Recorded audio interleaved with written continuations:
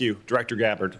General Adams, Camden, Arkansas is the home of brand new production lines for the Israeli missile defense interceptors. Could you please explain how critical Arrow and Iron Dome systems being built in Camden are for not only Israel's defenses, but the defense of hundreds of thousands of American citizens and troops in the region?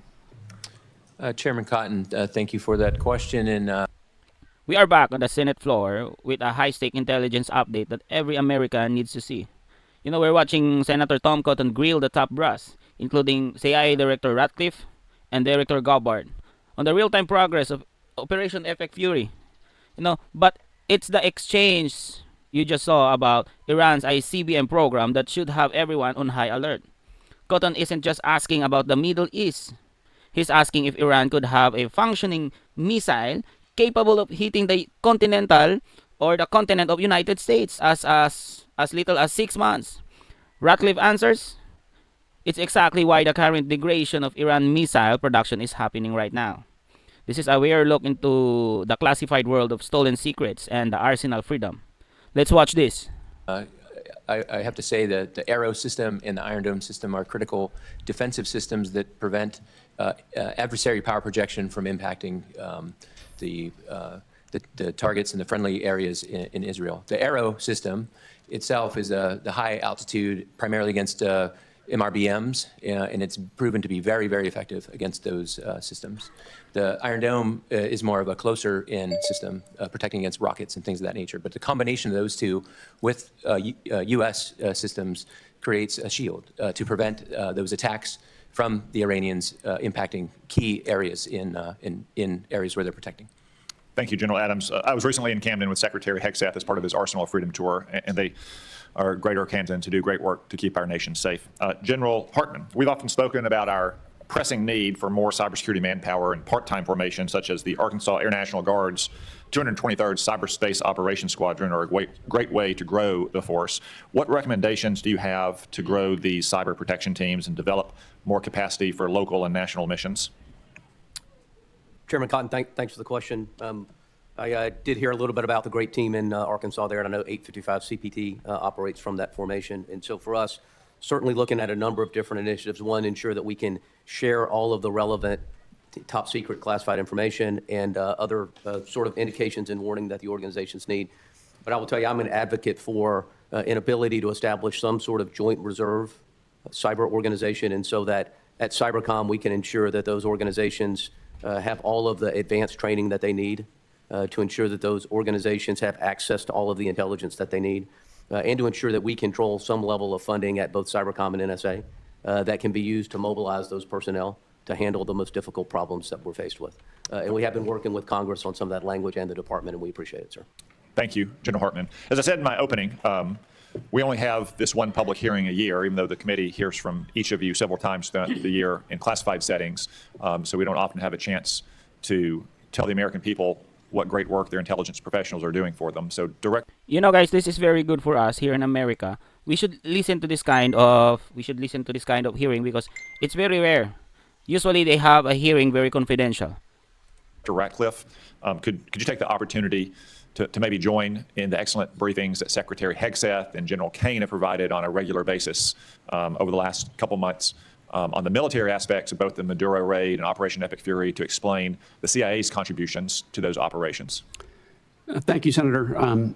You know, last year when I was here in my confirmation, I promised you all, and you had all asked for, a more aggressive CIA, one that was focused on core mission, getting back to the business of stealing secrets, to be able to provide our policymakers with a decisive strategic advantage that would allow and advance and contribute to foreign policy and national security successes. To the credit of the CIA workforce, the CIA has delivered. Some of those successes have been very public. As you mentioned, Senator, Operation Midnight Hammer, Operation Absolute Resolve, flawless military operations like that are hostage to a flawless intelligence picture, and the CIA, as you know from classified briefings, contributed in myriad ways to the success of that. But what I would say to you is those successes are just emblematic of the phenomenal progress and success really by every measure, every metric, every standard across every national security space with regard to the work of the CIA. Senator, you mentioned some of it in your opening. The increase of our asset stable and our human sources up by 25%.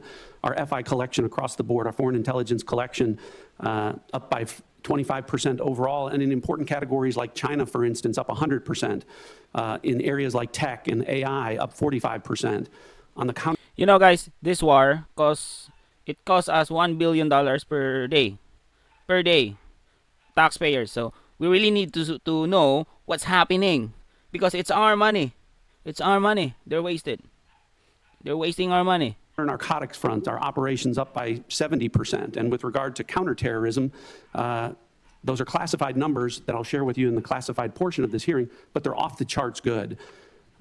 The best way I can summarize it, Senator, is I had a 32-year veteran of the agency retire this year, and he said to me, I hate to go.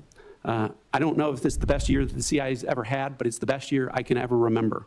And I think that reflects the current morale of the CIA. It's a workforce that knows it's doing a great job. It knows that it's being allowed to do what they signed up to do, which is provide that decisive strategic advantage to our country for great successes that everyone can see. So I thank you for the opportunity to let me recognize the CIA workforce.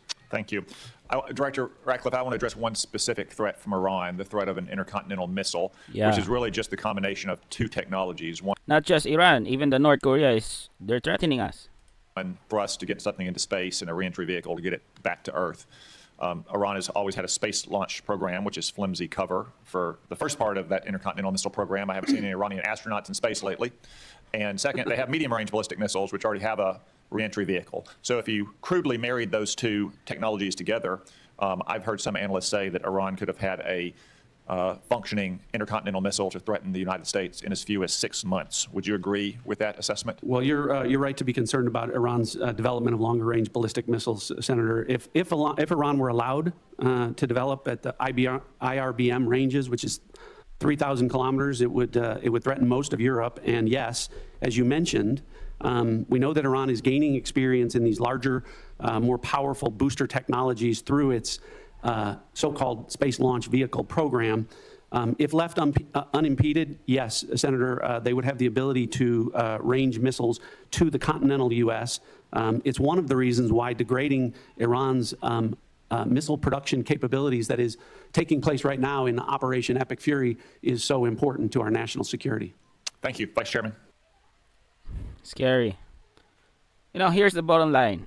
Director Ratcliffe is reporting that the CIA is back in business of stealing secrets, and that their asset recruitment is up by 25% across the board. You know, while military success of Operation Epic Fury is clear, this hearing confirms that the intelligence behind it is what truly made it flawless. You know, but my take, you know, guys, we are at a crossroad in 2026. While it's vital to protect American cities from ICBM threats, we have to look towards the end game. You know, this cycle of Epic Fury and absolute resolve needs diplomatic finish line.